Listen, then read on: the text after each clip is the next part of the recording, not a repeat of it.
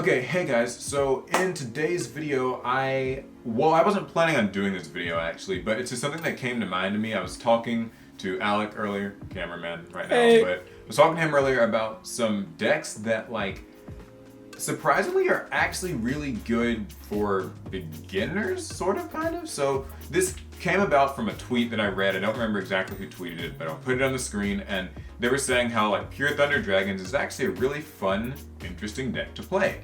And I was like, believe it or not, it is. So the thing about it is, a lot of old meta decks, or meta decks that have been around for a long time, in people's minds they'll get this idea that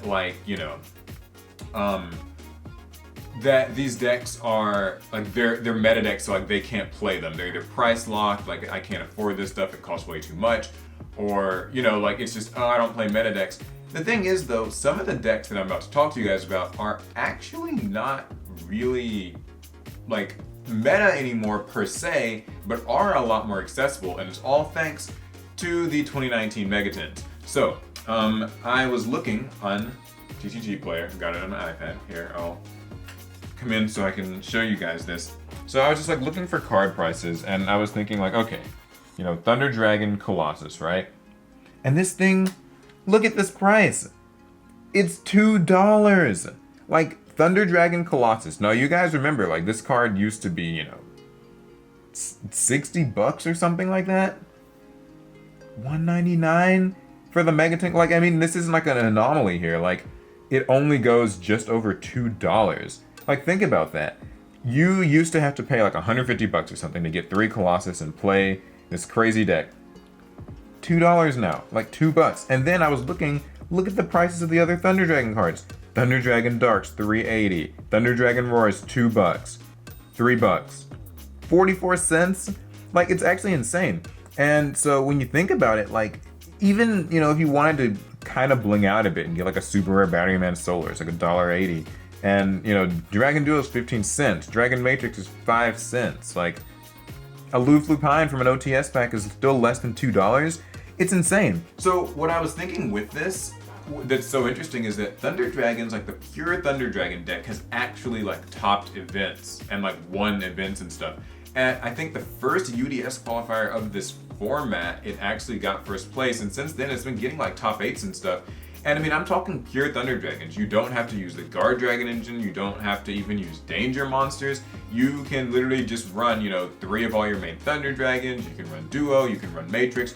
And if you're running things like Duo and things like Thunder Dragon Fusion, the Thunder Dragon deck is actually really good at grinding and stuff. You can recycle all of your Thunder monsters over and over again. With Thunder Dragon Fusion, you can actually keep searching them and recycling them as you fuse. And when you properly summon Thunder Dragon Colossus and Thunder Dragon Titan, not only are they still, just as good, but you can actually resummon them from the graveyard if you summon them properly. So then you get to use things like Summer Summoner, and you've got Batteryman Solar is obviously important. Aloof Lupine gets the play started.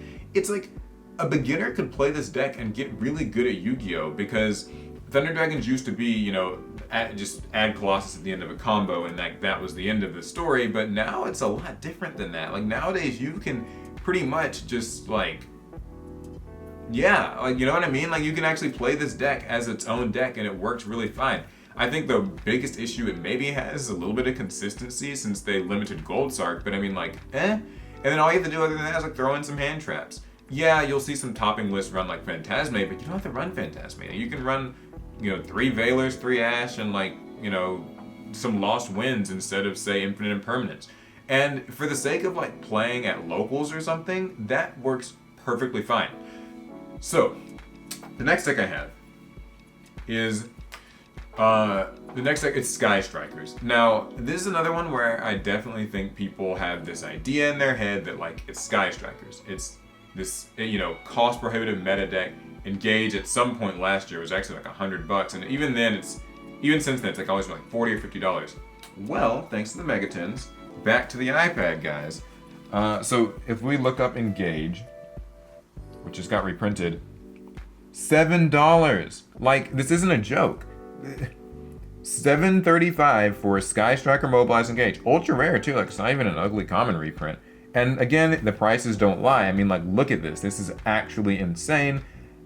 And here we go. Widow Anchor, $1.10. Ray, 99 cents. And actually, I think there's like a cheaper one than that. Shizuku's like less than $2. Hayate, like, you can build this deck. I mean, like, it's actually really easy to make. And getting all the Sky Striker cards is pretty much the majority of what you need to do. And I mean, admittedly, this deck has some expensive extra deck cards. It helps have a Borrelsword, but like, look, if you look up Borrelsword Dragon, like, it's among the more expensive cards in the Megatins, and it's only $11. Like, $11.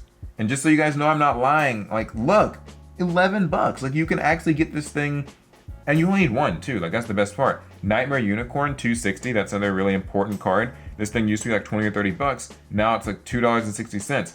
I mean, even Ash Blossom, which is about to get another reprint, is $6. So, I mean, like, yeah, that's $18. You have to get 3 of them, but like, you can use that across a bunch of different decks. It's crazy to me. Like, it's actually crazy that these cards cost like this little amount of money. So with Sky Strikers, a really cool thing is like, it's a skill intensive deck. You're not running like a broken, unbreakable board, like 5 negates, giant monsters type of thing. It's more of a, you grind, you make decisions, you have to use your cards carefully and make the most of them. So like with Thunder Dragons, I think if you're like getting this deck for the sake of, learning a little bit more about Yu-Gi-Oh, learning how to play it, how to get better, I think it actually does a really good job of it, and it's accessible. So the last deck I wanted to talk about is Dangers, and the reason I wanted to talk about these is because I basically got the idea from a couple of things. So the Grin Maju deck that actually won last weekend at that YCS event, it was Grin Maju, it had like Pot of Desires and Gizmek and stuff, but most of the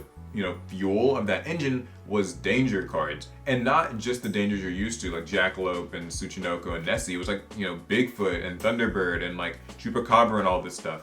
And so, like, when you think about it, it kind of just highlights the fact that Dangers as a deck and as like a larger engine than just 6 cards can actually be really, really good. And again, the prices are really very low. Danger Jackalope, okay? This is the most expensive of the Danger cards right now. It's $14. I get it, that's probably among the pricier things I'm gonna mention in this video, but you only need 2 of this. If you're like willing to buy 2 copies of this, then you're pretty much good for everything else. Nessie $6, Tsuchinoko $7, and then everything else just gets to the point where it's kind of negligible. Chupacabra, Bigfoot, Mothman, all that kind of stuff. And if you're running actually the pure Danger deck, you get to use some of their pure cards. Things like Danger Zone, which is a graceful charity that's actually better in some ways. It's a trap, so it's a little slower, but like, it's better because, draw 3 cards, then discard 2 cards, including a danger. If you discard 2 dangers, it's really good. There's also another card actually. It's Danger Response Team, I want to say. Yeah, so Danger Response Team is actually a really good out because it lets you target a danger monster you control and a monster on the field and bounce them both in hand. As you guys know, dangers aren't hard ones per turn, so you can actually use like a danger monster's effect again, but I think the best part is the graveyard effect. If it's in the grave, you can discard a danger, which will probably trigger its effect, and then put this card on the bottom of your deck and draw a card.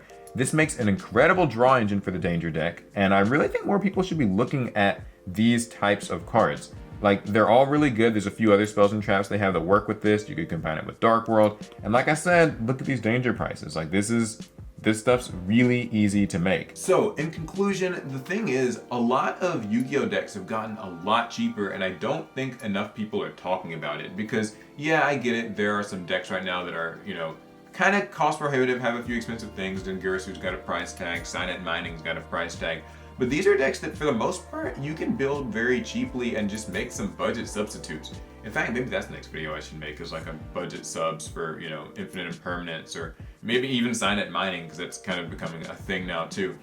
But yeah, so I just wanted to, put you guys on some knowledge in this video, let you guys know some decks that maybe you should try to build. And if you do buy them from TCG Player, like I use in this whole video, if you buy them from TCG Player, use the link in the video description. It's our special TCG Player link. The cards don't cost any more for you, but we get a small kickback, so we'd much appreciate that. They're the channel sponsor, so, Anyway, that's it for the video. Let me know how these decks go, if you build them, if you decide to play them, what, it's like for you guys. I'm thinking of building all of them, to be honest, so I think it'll be really neat. Okay, that's it for the video. I'll see you guys in the next one. Pass turn.